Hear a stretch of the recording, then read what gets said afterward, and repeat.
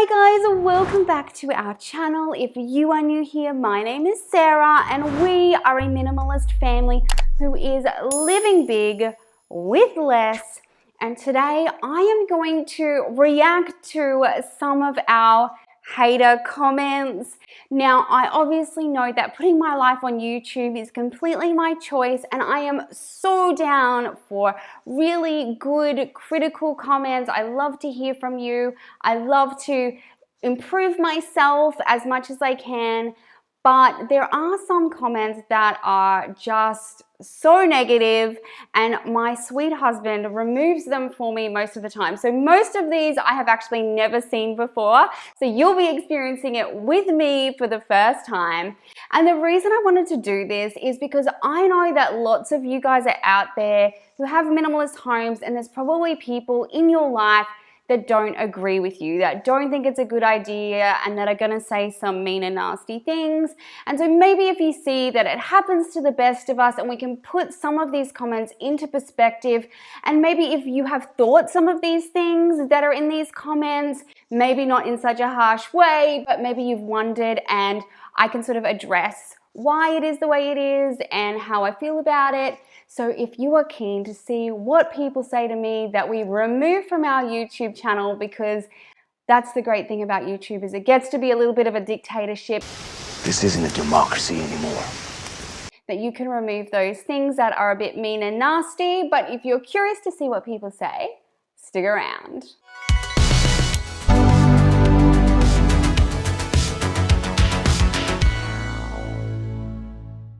Okay guys, I'm gonna get straight in. Now look, one big caveat is that I know that text, sometimes things get lost, especially if English isn't your first language, so things might appear harsher.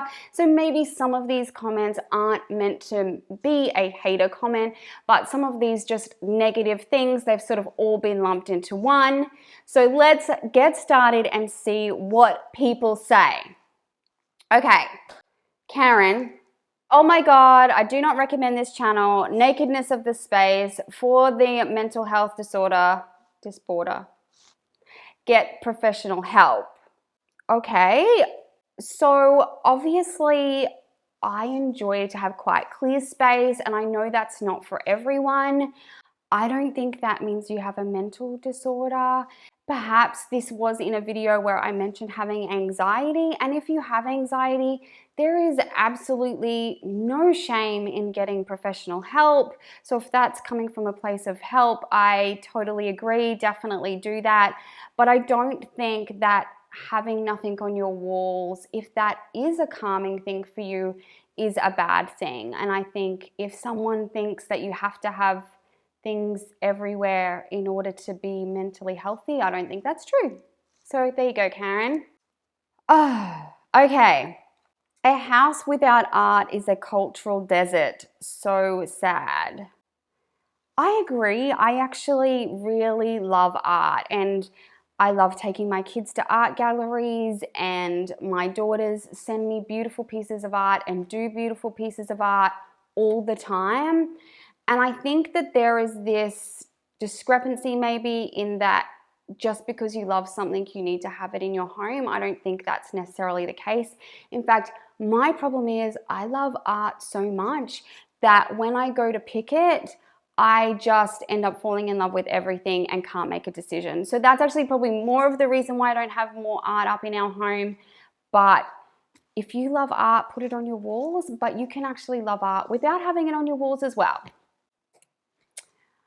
Your lounge room looks like a doctor's office. Laughing my.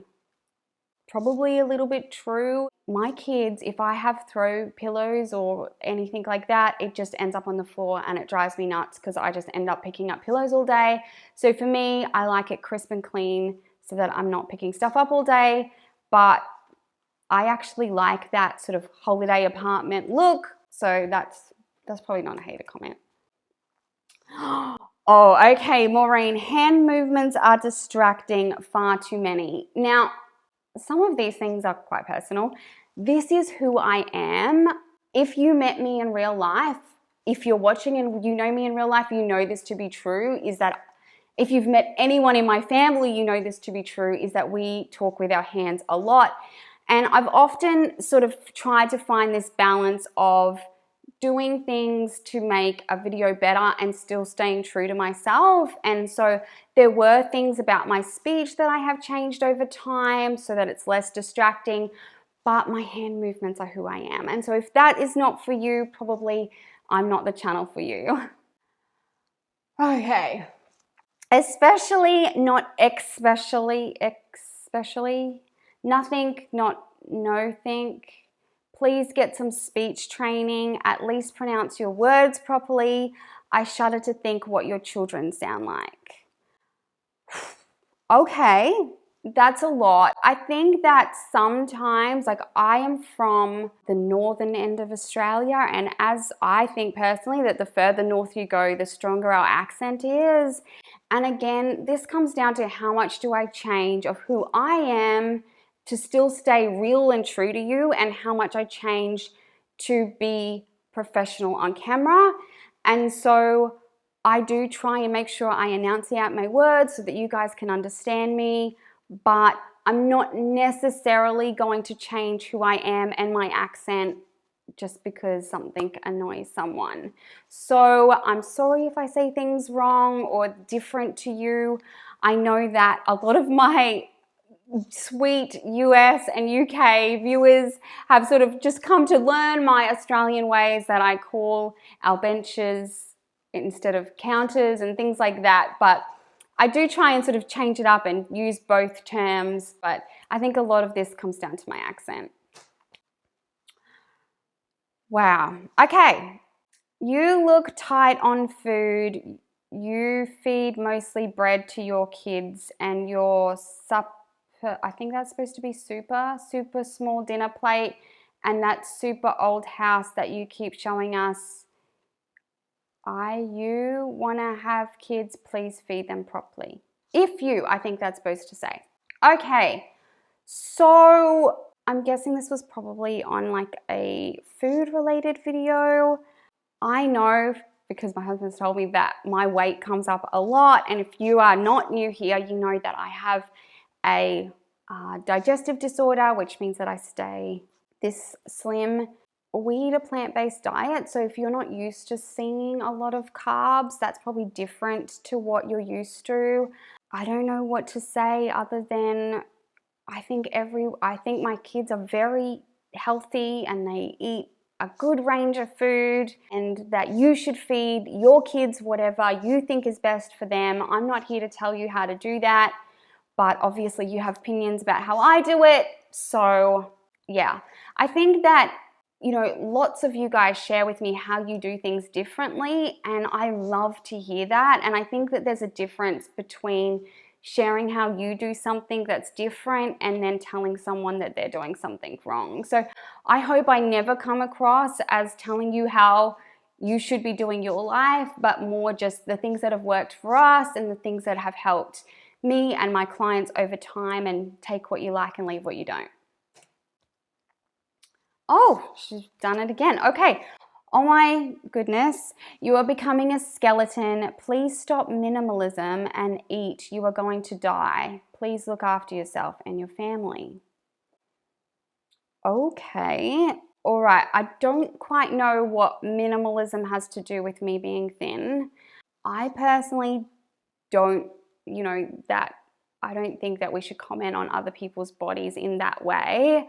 Obviously, as I mentioned before, I do have a digestive disorder, and so that is why I am the way that I am. And I work very hard to try and get in the amount of calories that I need in a day, but it is very difficult because my body doesn't always want to do that. But with comments like this, I feel a bit sad for the people who write them, that you would take your precious time to say something like this to somebody else. And I watch YouTube videos that maybe aren't for me, or the person doesn't gel right with me, or whatever, they're just not my style. But I don't ever feel the need to leave a nasty comment, because I know that the wonderful thing about YouTube is that there are so many different creators in every single space that you can find the people who are your tribe. I really hope, I mean, obviously eventually I'm going to die, but I hope it's sooner. I mean, I hope it's not soon. I hope it's a long time from now, but that seems like a little drastic. Okay, vegan for the environmental impact, but you use processed packaged foods and disposable diapers and wipes. So I'm guessing this is from like quite an old video, or perhaps a Costco haul. And I'm certainly definitely not perfect. I would love to be way more zero waste, and that is something we are always doing. And I did do a mixture of disposable diapers and, you know, when we were home, reusable diapers, or nappies as we call them here. Again, it's one of those things, being on YouTube. To be honest, I think that, just to point out that when people leave comments like this, you end up getting less people prepared to be real on YouTube, because they, like, I could just leave those things out of my day in the life or whatever video this was on and not be who I really am. And so if people want to see real people on YouTube, you need to understand that you're seeing a small part of their life, and that, you know, I always say let grace abound, and people meet people where they're at. And so, you know, if you think you can add something to them, like saying something like, oh, I found this product and it meant I didn't have to buy that anymore, or have you looked into this, or have you tried this? I think all of that is wonderful, and it's great to share ideas like that, but just making people feel bad about their choices or how they live, I don't think it helps to keep YouTube in reality. Oh, okay, this is about our food again. Do you really think processed vegan meats is healthier than farm, fresh, grass-fed, GMO-free animal protein? I'd rather eat nature-made cheese or butter with 2 ingredients over scientific laboratory-made vegan meat or cheese. The reason to eat plant-based is for health, so why eat processed foods? If you're going to eat processed foods, why not just eat clean meats? Again, this is our personal choice. In my case, I literally cannot, my body cannot break down animal fats, and we also have a blended family, so where 2 kids are eating at different homes, and so I have to be sensitive to that and maybe make some foods that are similar to what they're used to. And so that's probably why we eat a little bit more than some other, like, I mean, our goal is always to be whole food, plant-based, so we eat as much of that as we can, but we are a real busy family who needs to get it done. But if that's what you want to eat to make you feel good, do it. Okay, whoa. This looks more like a house, not a home, especially for your children. Looks like you might have OCD. The girls do not have to go out to the garage to do any creative projects, and you have to eat outside, relax, enjoy life, stop worrying about a spill on the carpet. You have small children. As a parent, you will be passing it on to your kids. There is no life, no color, no texture to your home. Depressing, actually. I understand minimalism because I'm striving to declutter and organize and live with less, but that does not mean I need to deprive myself of color or texture. Those are things that make a house a home. It was depressing to see your children's room, especially your boys in the playroom, have no life to it.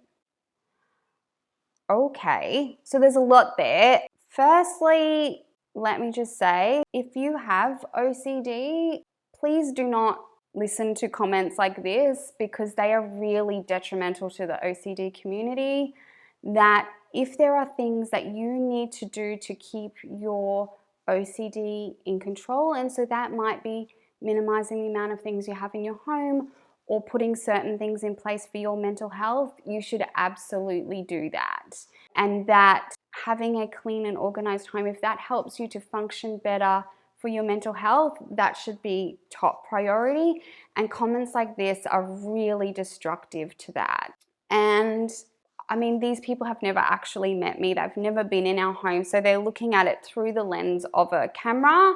I'm actually super relaxed about mess, as in I know that I can clean almost anything and I really enjoy cleaning. And so I don't know if this comes across in my videos, but my children can make messes and do make messes regularly and often, and that is not any reason why we do or don't do things. As in, I don't stop my kids from doing craft or anything like that because I don't want to mess. In fact, I'm all for it, and then I'm most happy to go in and clean it up. That does not bother me. There's just, the reason this comment bothers me is because I work with people with OCD a lot, and I think it's really not nice to people with OCD to speak with them in this manner, and so that's probably upsetting me a little bit. And that as a parent, you'll be passing it on to your kids. Like that, if you have any sort of mental health problem, depression, anxiety, or OCD, like that is one of your biggest fears, is that you don't want your kids to be impacted by your mental health. And so what I would say though is I actually think putting these things in place is the opposite of that. If you have some things in place which keep it calm and keep things manageable for you, particularly if you're suffering from something like depression, that having a well mum or dad mentally is so much more important than their ability to have a lot of toys or a lot of things on the walls or a lot of craft projects, that your mental health actually would affect them more than any of those choices. I think that your home should reflect you, and if you love color, if you love texture, please bring all those things in your home.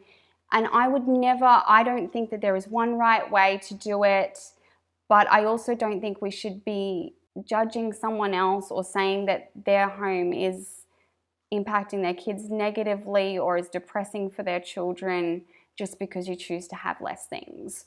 So you guys can agree with me or not, but at the very least, I do just want to say a home is how we make it feel, and my children are free to bring friends in. There is so much love and laughter in our home, and I'm sure that's the same for you, whether you have a home that is minimal, a bit like ours, or if it's fuller.